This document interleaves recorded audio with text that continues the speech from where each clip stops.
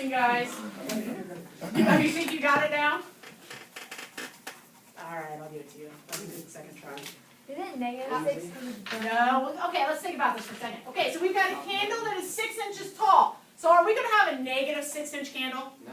Okay, so let's think about that. Because if you can figure out how to make a negative 6-inch candle, you need to talk because we're going to go make some money. All right? So negative 6 inches is not going to work here. Okay, but what does burn mean? It's decreasing. Right? So if I have 6 inches, does that mean it's coming down? So we needed to have a negative attached to that half. So with that being said, Malcolm, what'd you come up with over there?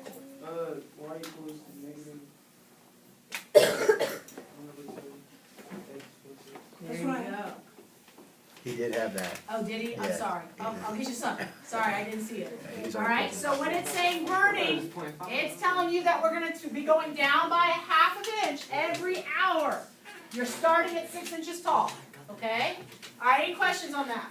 Does that make sense? We've got to pay attention. We're going up or down. Up or down is important, okay? All right, last question here. The total cost C of gasoline is $1.80 times the number of gallons G. So now we were talking about, you were asking about hours and putting H in and things like that. We are going to start seeing where they're going to be throwing us different variables, okay? Now, kind of baby stepping us in, this will not happen often, but sometimes it does. A lot of times, especially in our textbook, when they give you a capital letter, it's your Y value, okay? So, and there's a lot of things that are also going to help us lead to that. But just kind of keep in mind that if we do have a capital, it's normally going to be your Y value. Okay? Now, break down the words, because it's asking us to write an equation. It says C of gasoline is. What does is mean?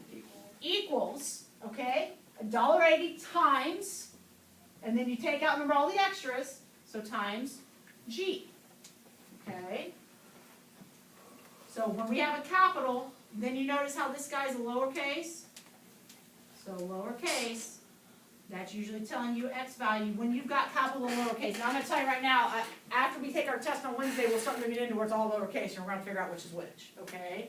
But just kind of starting us, baby stepping us in. If it's capital, it's usually going to be our Y value for right now, okay? So our equation, you already told me that C is means equals, right? And then we have $1.80 times G. Okay? Then it asks us to graph. Okay? And so we've got an open grid here, and we're going to have to label and do our numbering and do everything. Okay? So what is in place of my x's? So go up there. What's in place of that x value? G. G. And G is what? What does that represent? Gallons. Okay, number of gallons. So down here we're going to put number of gallons. Okay, and then what would my C or my Y value be here?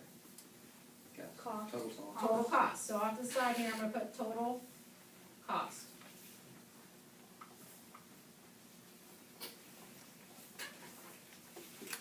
Okay, and we're going to give it a title. What do you guys want to title it?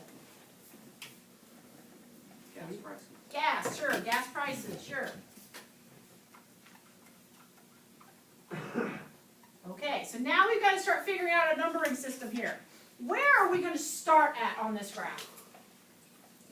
Okay, we're going to start at 0, so that's a good thing. So we're going to go ahead and start at zeros. Now, how are we going to do a slope of 1.8? You can change it over to a fraction, okay? I'm even okay right now if you just say it's $1.80 over 1, because it's going to be all about how you number your grid, okay? So if I look here, let's just start with 0, and we'll do 1, 2, 3, 4, 5. I'll wait at 8 there. Okay, so now if I'm going to go up, and we're going to think about that we're going to be going up by $1.80. So what do you guys want to count by? What do you want to do there? You want to count by 2s? That would be fine, okay? Could you count by $80s? Yeah, you could go up $1.80 over 1, right? And then go up to 360 over 1. Does that make sense? Okay, but he said 2s. We'll go ahead and stick with 2s. So 2, 4, 6, 8. Go up to 10 there.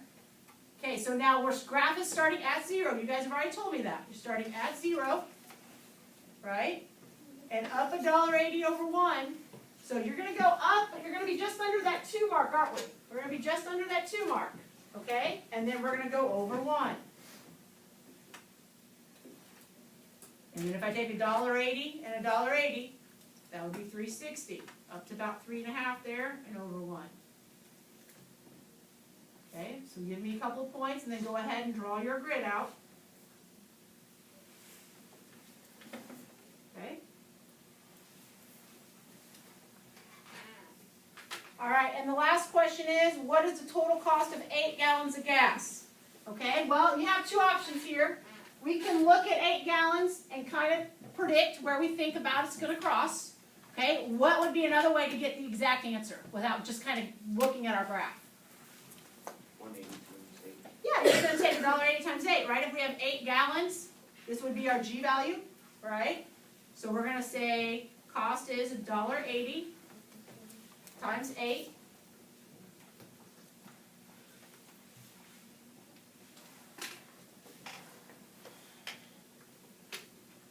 Okay, and so we would end up with 1440, good job, okay? So now if I kind of take my line out here a little bit, this would be 12, so my line's a touch off, isn't it? Because if I look here at 8, I've got it around 12-ish, that's not very good, I probably need to do more points to get that a little more accurate. But that's the problem sometimes when we hand sketch versus when we just plug it in and get the answer out, okay? I usually recommend we just plug it in, let's get the answer, okay? All right. I'm going to give you your graph paper. Your homework is right there. It's going to be on the board.